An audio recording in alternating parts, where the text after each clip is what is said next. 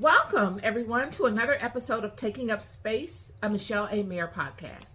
Always excited about coming forward, you guys. I always look forward to come and take up space being useful. I'm proactively always looking for ways of being useful.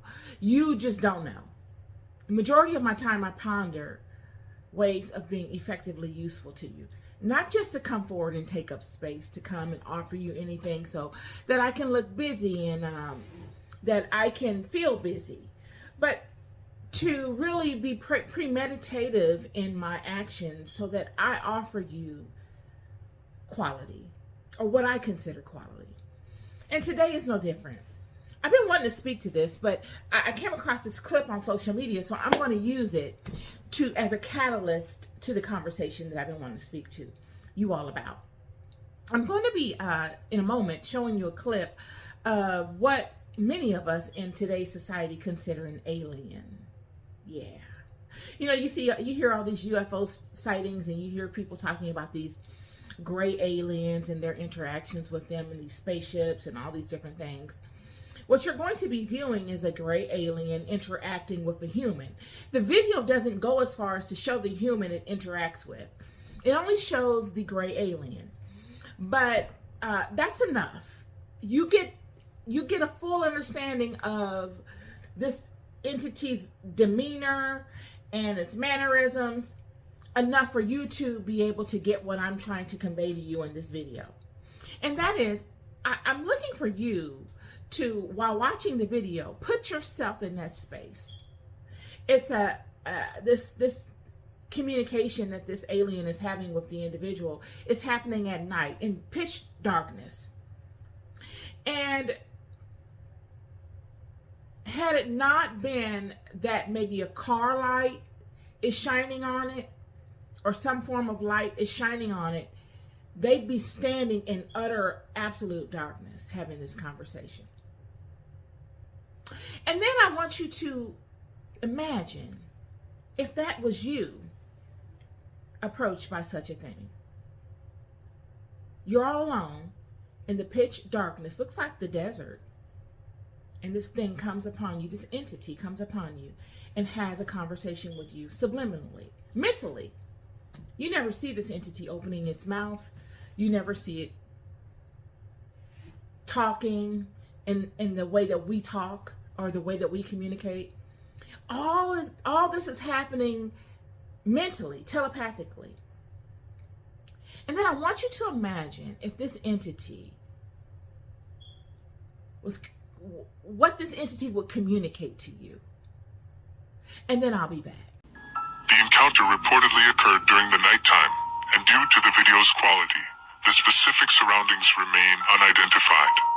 It is believed that this encounter took place in 2017, although no official confirmation from the government has been provided.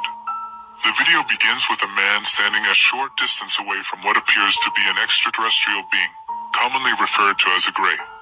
Both individuals face each other and maintain eye contact for several moments. The extraterrestrial's physical features resemble typical depictions of grays: a hairless, pale grayish skin tone, large dark eyes, and a slight frame. The man remains calm throughout the encounter, showing no signs of distress or fear. Their interaction appears to be nonverbal, as no audible communication is captured in the leaked video. Despite this, their body language seems engaged and focused. The man and the extraterrestrial being exchange glances, perhaps attempting to convey meaning or understanding to one another. It is worth noting that any interpretation of their interaction remains speculative due to the... Now, I want you to, having seen the video, you putting yourself in that situation, I want you to imagine what this entity could be communicating. When we think back to all of the interactions that the great ones of the house of Israel, of the Hebraic house, had with God,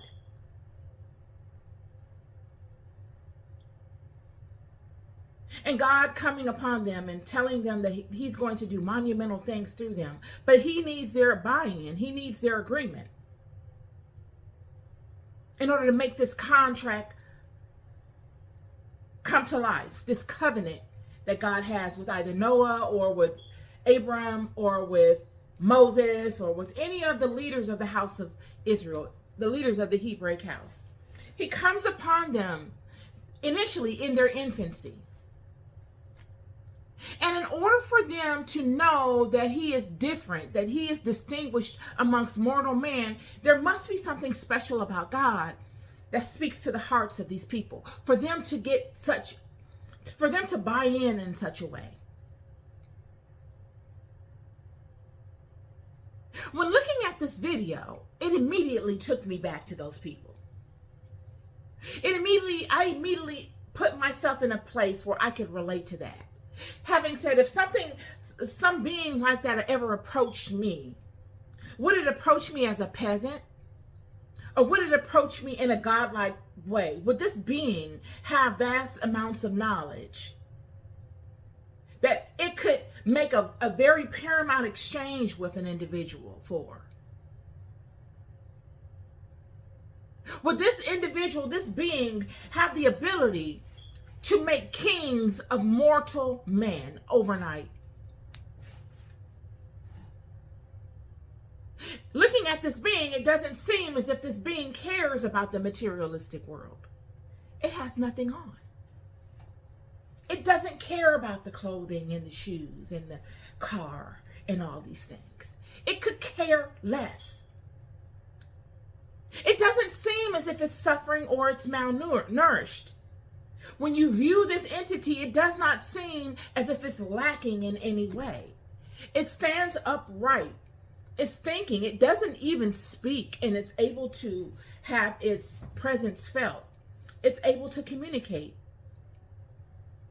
effectively. Something that we can't even do. We have a phenomenal mind, yet 99.999% of us cannot do such things. And this entity comes upon any individual. Maybe an individual like Gideon threshing wheat in a wine press. Maybe an individual like Jonah on his way doing regular people stuff. Maybe an individual like Abram, who was questioning God amongst his father's house in the palatial habitation of his father's house, in the lap of luxury. He's questioning, where is God? And this seemingly all-knowing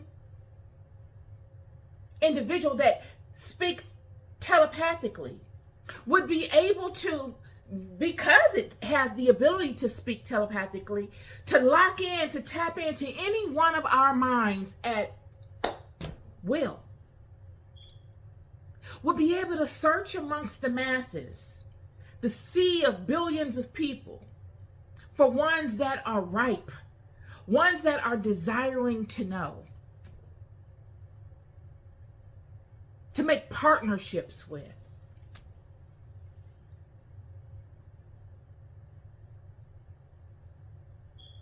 When you look at this video, it speaks volumes. These are how it could be that these are how many of the mighty nations have come and gone. Through interactions like this in the night.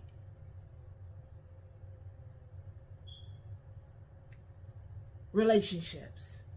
Through willing people that are curious and hungry for the right stuff. When we read when we read Genesis chapter 12, we read God coming upon Abram. And he's saying, now the Lord had said unto Abram, get thee out of thy country and from thy kindred and from thy father's house unto the land that I will show thee. And I will make of thee a great nation, and I will bless thee and make thy name great, and thou shalt be a blessing. And I will bless them that bless thee, and curse him that curseth thee, and in thee shall all families of the earth be blessed. God didn't say, I might. God didn't say,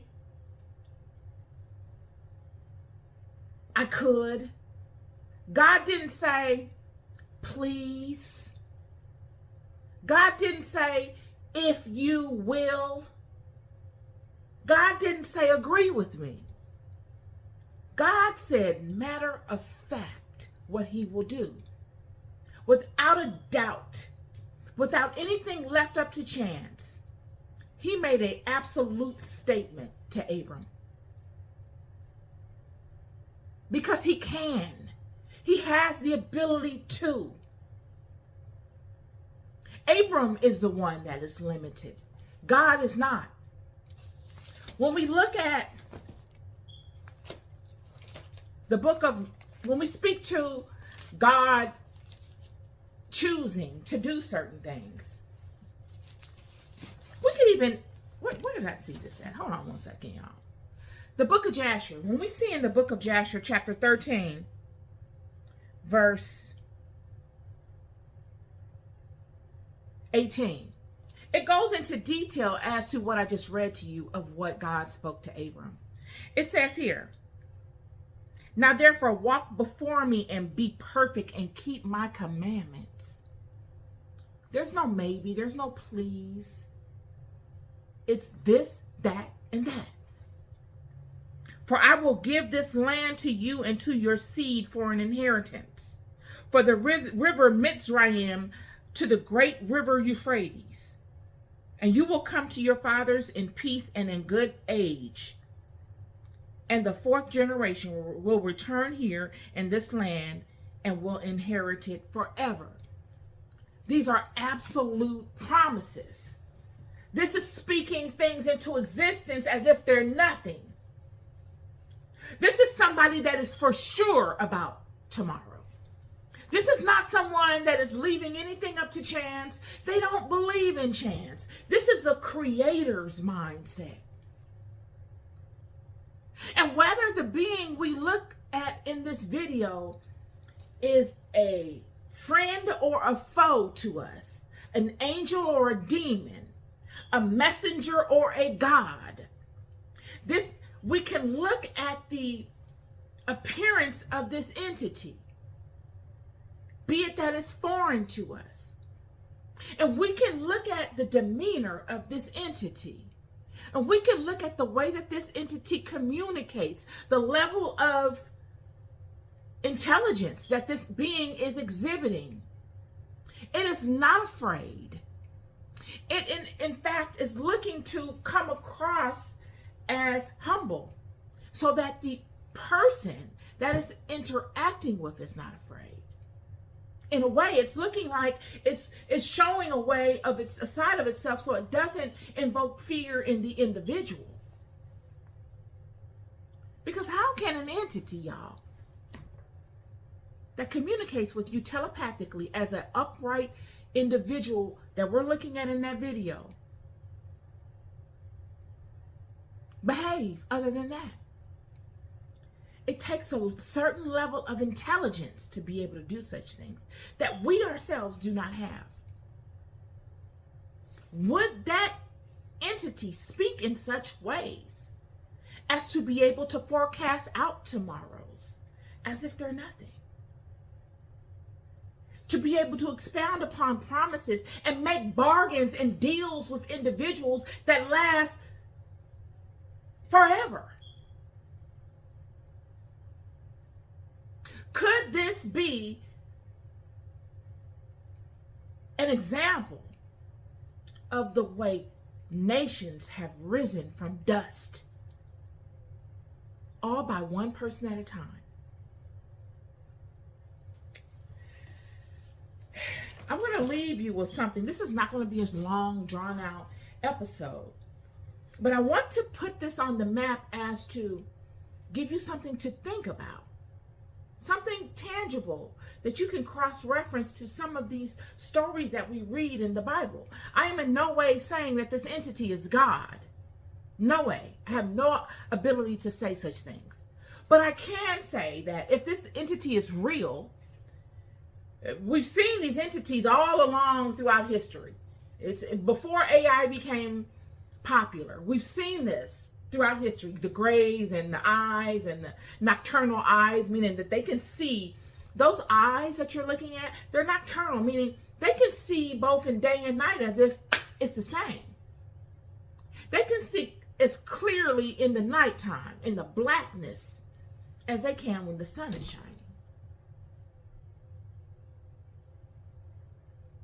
That gray color seems to be that color because they are used to darkness. Whether darkness of outer space or darkness of the depths of the earth, I don't know. They're used to darkness. Moses, when he interacts with God, in Exodus chapter 33, verse 19, he says, and he said, I will make all my goodness pass before thee, and I will proclaim the name of the Lord before thee, and I will be gracious to whom I will be gracious, and I will show mercy on whom I will show mercy. Verse 20, and he said, thou canst not see my face, for there shall no man see me and live.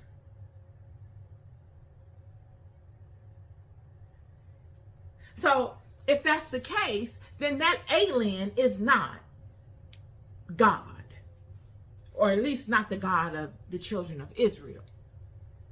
But it gives you an idea of these beings, whether messengers in the form of angels, in the form of demons, in the form of fallen ones, or even in the form of lesser gods. It's something, and it's something to ponder. When we look at many of the ancient artifacts, when we look across Egypt and we see these depictions of all of these pantheons of gods all on the walls across Egypt, and we see these gods with wings like Isis, and she has these wings, and various other gods that are winged, and we look in American Indian cultures and we see various gods or even people doing tribal dances depicting spiritual gods or spiritual systems or their veneration to such, and they're wearing these winged costumes. When we see in the Indian culture of India, the native culture, and how they honor their system of gods, and how many of them are always on these flying rugs, look like. That's their way of showing veneration to their gods that somehow fly. And then you look in Mesopotamia or Samaria, and you see these mighty gods that are walking, looking strong, but they have these huge wings on their back, these feathers. And you're like, well, what is this? Do we really believe that these people, these gods, walked around with wings on? Mortal men that had wings on them? I'm not discrediting it. I'm not saying that it couldn't be possible. But I'm just asking, just because I really want to know. Because what I think is that, surely there could be people, gods, walking the earth that did have wings. But I think what's probably being conveyed is that they're looking to distinguish a particular attribute that all of these gods or entities have that is synonymous with just them. I believe that they're looking to convey the method in which they come to earth. How else would you convey that? If you were an ancient people and you were looking to communicate something over tremendous amounts of time that everybody could relate to. You're in a society where most people can't read or write. Only the elite could really read or write. You would have to convey it in a way that the average person that cannot read or write can understand. You would draw it. And you would draw those that come from above with the attributes of things that can fly above, like feathers. Now, that's just my analogy of it. And I'm going to tell you why I say that. When I was living in Georgia, I lived in Georgia for a significant amount of my life, my adult life. And I was in between moving. I had moved out of my apartment, and I was in between moving back to California. But my job hadn't ended. I believe it was my job. It was so long ago, I can't remember, y'all. But I had to go stay at a hotel for like 2 weeks or something, me and my daughter, which was a huge inconvenience for us because I had to move my items out of my apartment, my whole apartment, into storage by myself. I had to hire people to do it, then go stay at the hotel, then move my items from the storage to California. So it was very tiring. And it had to have been winter because I remember distinctively seeing the branches of the trees lose their foliage. I was sitting, this night I had taken my bath and we're at the hotel and we were at an extended stay. So, we had the stove and the kitchenette little thing. I had put my daughter to sleep and I had went out on the balcony. And I'm sitting out on the balcony and I can see the branches of the trees. This is this is the reason why I remember this dream so profoundly. One of the reasons. And I could see the branches of the trees against the skyline. It was like the nighttime skyline. And then I looked in the sky and I see the Orion constellation. So, I'm big on the Orion constellation. And I could recall just sitting there gazing at both things. The fact that this tree to my left had lost all of its foliage and it looked like a nerve ending. I remember thinking that. And then looking at the Orion constellation, that belt, those 3 belted stars that make up the belt of the constellation, I remember looking at that. But I remember my vibration I was concerned, I was worried because I was a single mom and I had so many responsibilities and I was like, darn, we just moved the stuff out of this apartment and now I got to go and move it out back to California all by myself and I got to, getting all the stuff into the hotel. It was just a lot and my baby was very small. She couldn't help. So it was a tremendous weight on me. And I remember sitting out on the balcony looking at the Orion belt and looking at what I consider nerve endings of this tree. It looked like this tree with no foliage. And I remember going back and forth between the two visually. Like I was just playing a game with my eyes.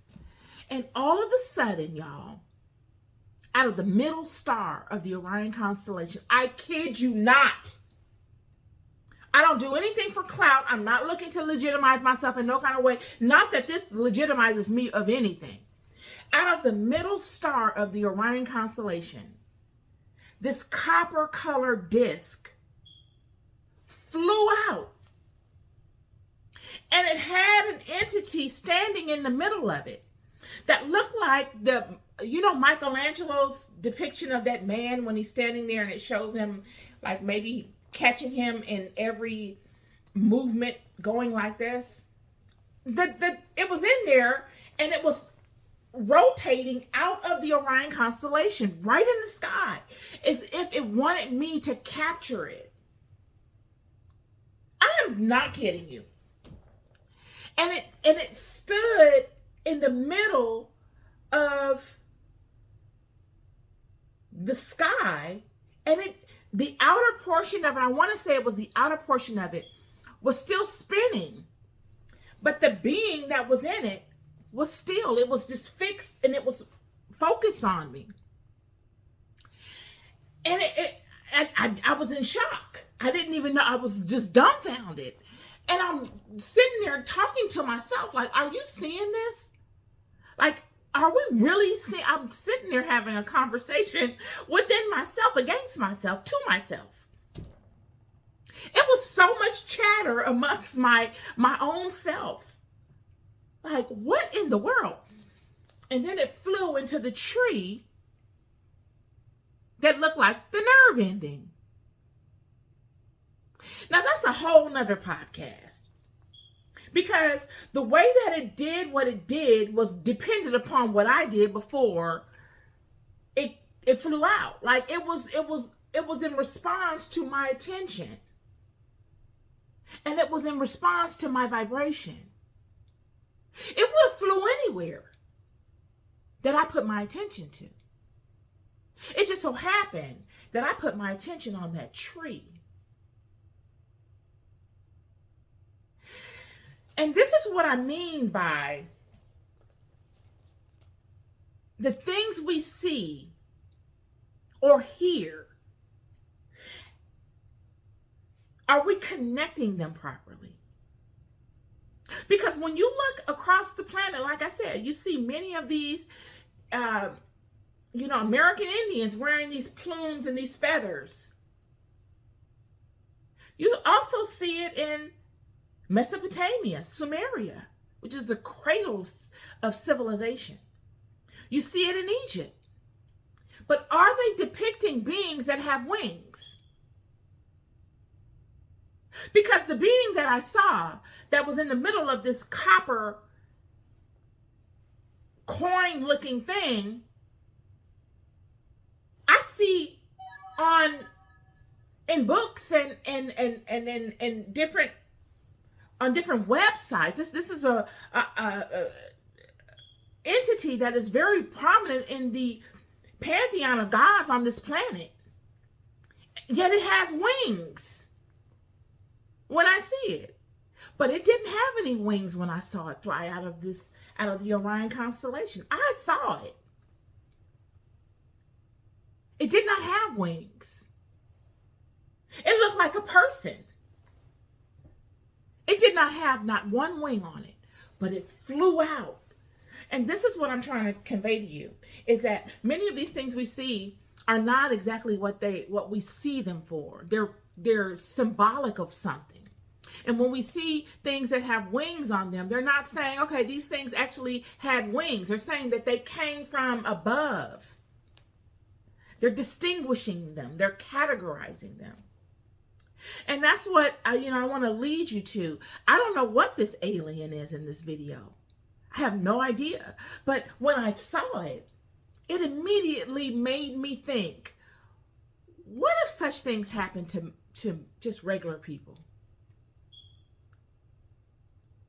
What if such things happen to regular people? And then my mind immediately went to this has happened. We see this time and time again in scripture. An angel of the Lord came unto such and such. God came unto such and such. And we all want to wonder, what would we do in that situation? What would one do if approached by such things? How do you respond? How do you behave? If an angel of God came upon you and told you what to do in your life, and it was monumental. Every time these angels come upon people, they come telling them to do monumental things that seem just completely out of context to who they are. They seem impossible to do. When God came to Abram, God said, this, that, and that. And if you do that, this, that, and that. He made a covenant with him. He made a partnership with him. And that covenant and that partnership established Abram in the most monumental way. Even till today, Abram's seed is paramount in the earth. All because an entity approached him with a command. He didn't give him it wasn't would you like to do this? It was not that. And what type of entity could approach you and command such reverence from you? Would it need to look similar to something like that? Just to hold you accountable? To let you know you can't escape it? You can't escape me. I'm reading your thoughts. I see in the day and the night. I'm able to bless who I choose to bless. I can do whatever I want to do. This is the part. This is what makes it relatable. And that's why I chose this video. Not to equate God to this alien. Please don't think that. But I'm just giving you something to look at. Just like I would equate God to seeing God and you and me. If God is the creator of all things, did God not create this thing that we're seeing on this video? If it's real. These are the things. Just words to give you to ponder today. Just always looking to be useful, you all. Always looking to inspire you to think. Not put the weight on somebody else to think, but you take a piece of this and you think about it, and maybe it'll spark something in you to make you express your own opinions and ideologies on such topics, so that it's useful to someone else. You'll love more than you'll ever know. I'll never, ever, ever stop telling you. Be good to yourselves and be good to one another. Peace and love.